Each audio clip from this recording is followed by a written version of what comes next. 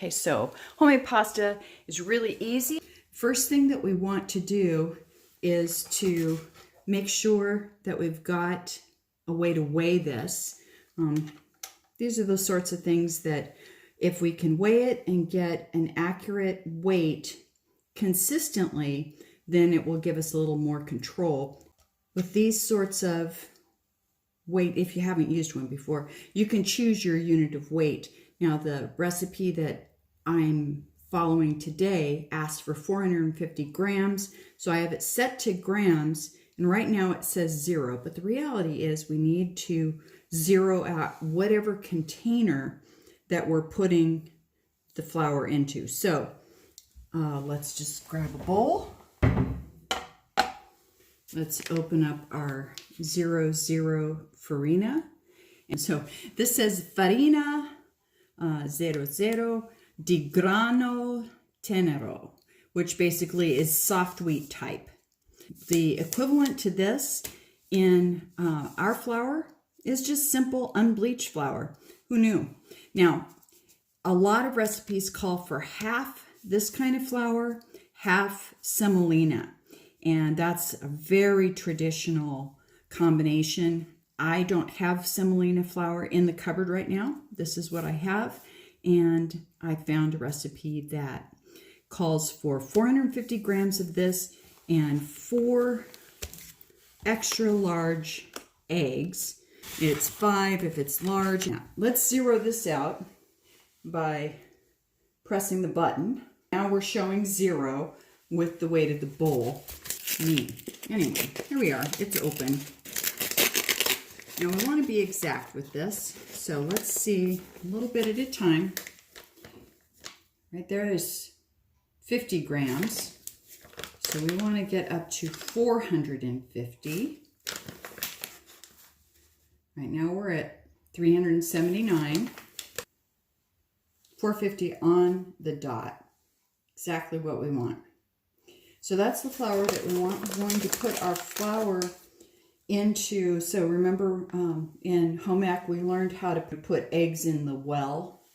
In Italy, they call it a fountain, fontana. So you make the flour and then you have the fountain in the middle. And also I've seen it described as you make it kind of like a volcano and put the eggs in the center of the volcano. However you do it, the goal is to have the flour in a ring so that you can put the eggs in the center and that runniness from the eggs gradually gets incorporated in and doesn't run all over the place.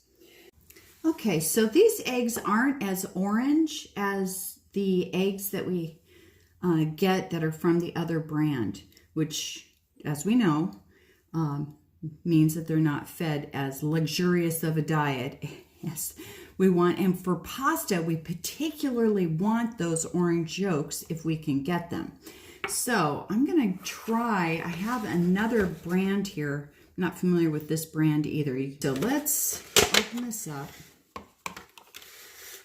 Let's go ahead and get our flour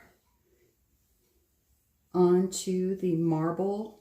It's extra low, uncomfortably low for me until it comes to making pasta. This allows me, when it comes time for the kneading, to really put all of my weight into it and get all of my arm and back exercise in. So here we are. We've got our fontana, or if you prefer volcano, or if you're used to well, we have that built here.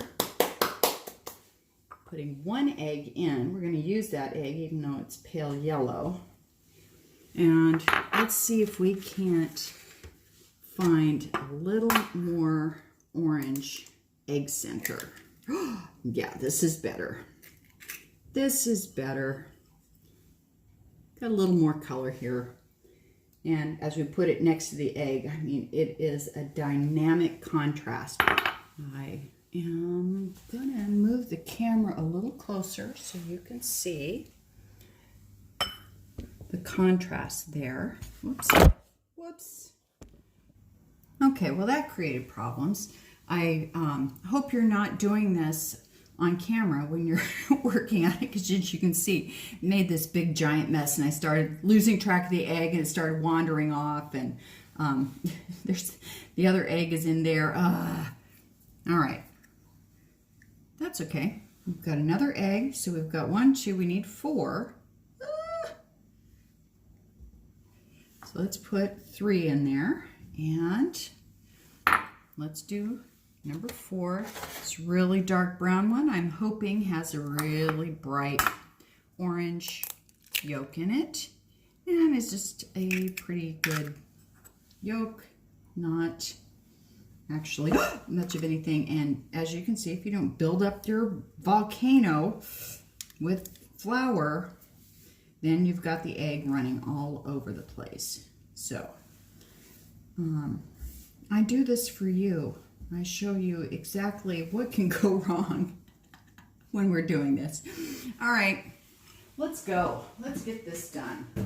I'm going to do it really old school, which is to get these yolks in there, get them mixed up. And we're doing a lot of pinching. And since my flour barrier, moat, whatever, walls, aren't doing a lot of good here, I have to work fast. Just keep pinching it together, keep working it in. Don't let it get away from you. It's okay. It's a little messy, and that is just the way this is. This is always a little bit of a messy job. And we'll just keep working at it and working at it. And you can see it's clumpy. It's a little, still have some, you have to keep working it. And it starts to come together, and it starts to make some sense. Pretty soon it's going to feel like a pretty dry, stiff dough.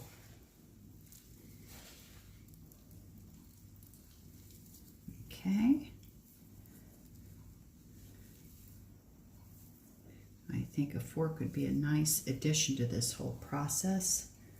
Unless you like this sticky, get your hands in, making mug cakes kind of feel. And a lot of cooks do enjoy that sensual feel that happens here.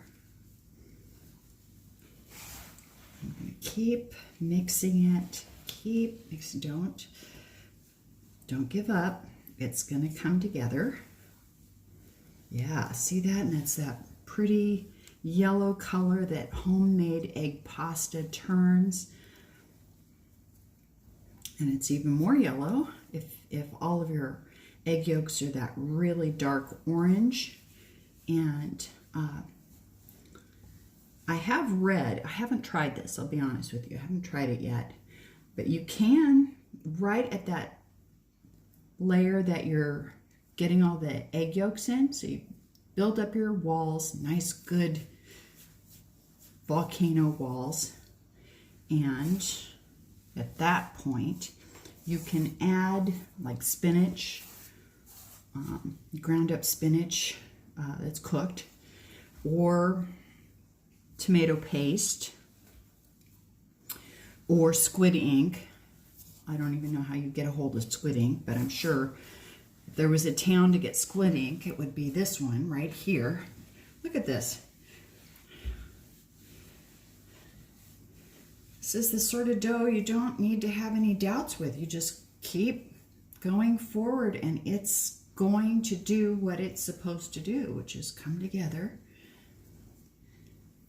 You start getting closer and closer to the real work. That was not the real work. Real work is coming with all of the kneading that will take place. So right now, we still have plenty of extra sort of dry flour there.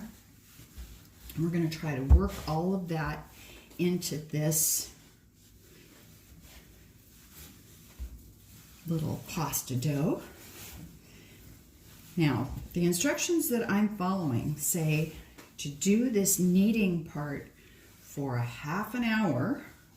I'm going to be making later on today, this will be a separate video, a very easy, very delicious mushroom cream sauce.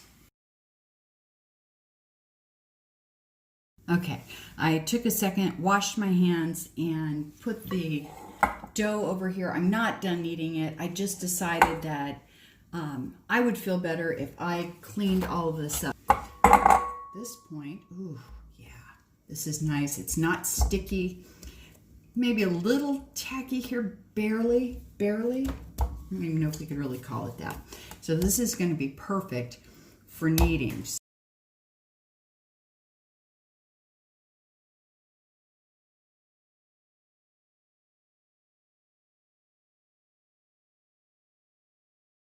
You can already start to see the texture getting smoother.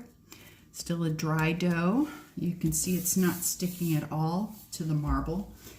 If it were sticking, we would do a little dusting of flour and keep incorporating that flour until it wasn't tacky or sticking.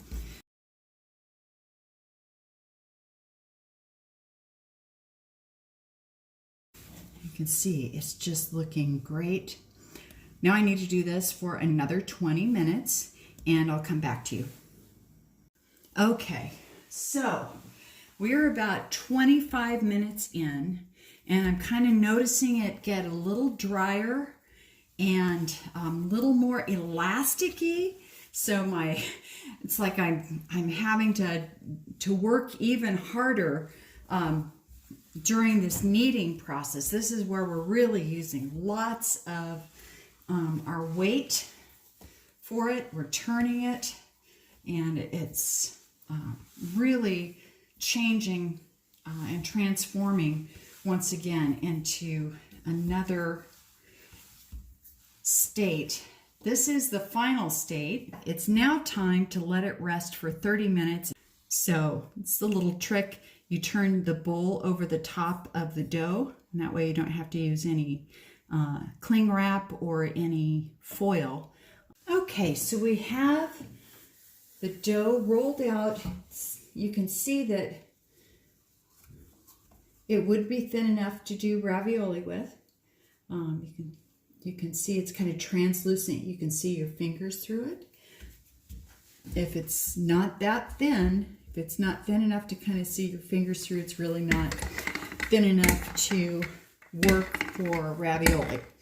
We're not doing ravioli today, but we did want to get this as thin as we possibly could. Sometimes when you're working with this, you have to take a little bit of the dough up because it kind of sticks, and you have to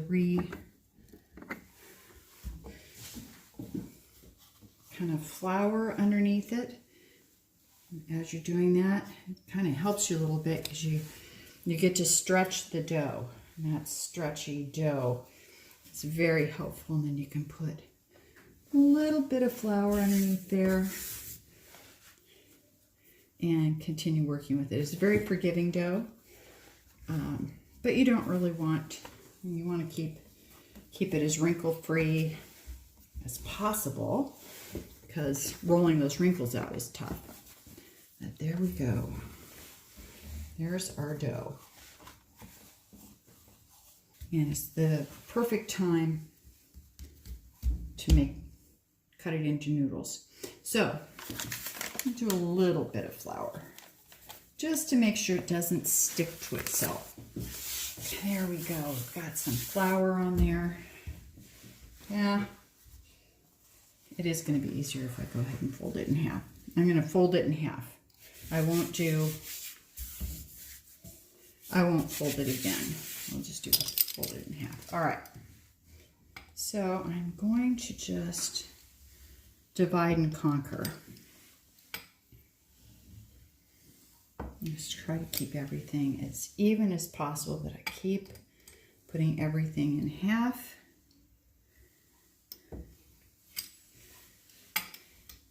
And that's going to be a perfect divide and conquer on this side. Just to make it easy since we're eyeballing it. Making it very rustic. That describes what we're doing here. Very rustic. All right, here are our